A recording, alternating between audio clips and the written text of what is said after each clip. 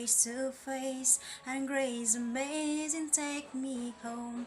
I trust in you. Oh,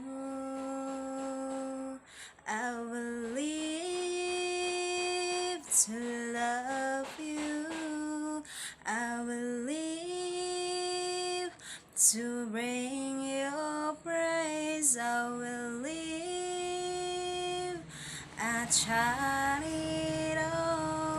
of you.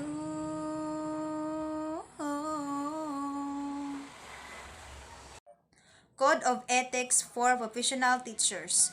Pursuant to the provisions of paragraph Article 11 of Republic Act No. 7836, otherwise known as the Philippines Professionalization Act of 1994, and paragraph Section 6 Presidential Decree No.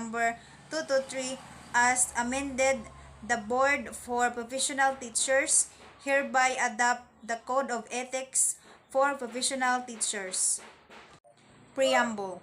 Teachers are duly licensed professionals who possess dignity and reputations with high moral values as well as technical and professional competence in the practice of their noble profession.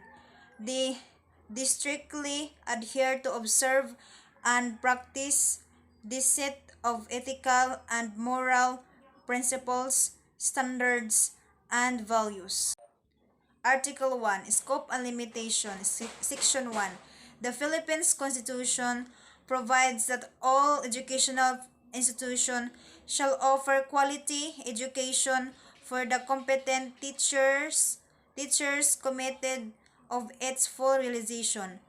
The provision of this code shall apply therefore to all teachers in schools in the Philippines.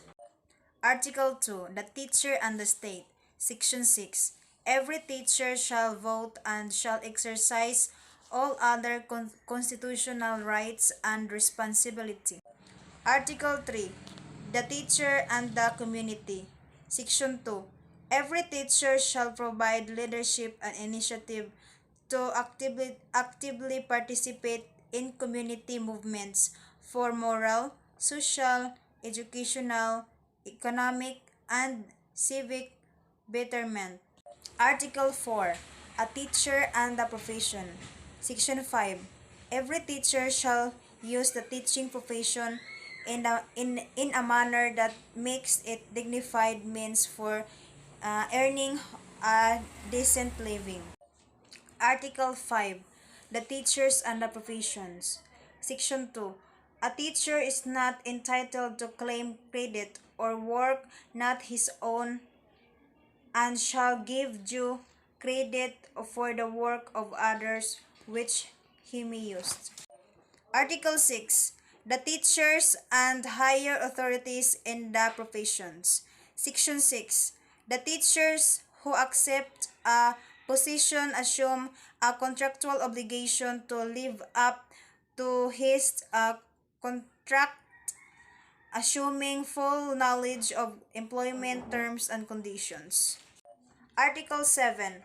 School official, teachers, and other personnel. Section 2. School officials, teachers, and other personnel shall consider it their cooperative responsibility to formulate policies or introduce important challenges in the system at all levels. Article 8. The Teachers and Learners. Section 6. Teachers shall base the evaluations of the learners' work only in merit and quality of academic performance. Article 9. The Teachers and Parents. Section 3.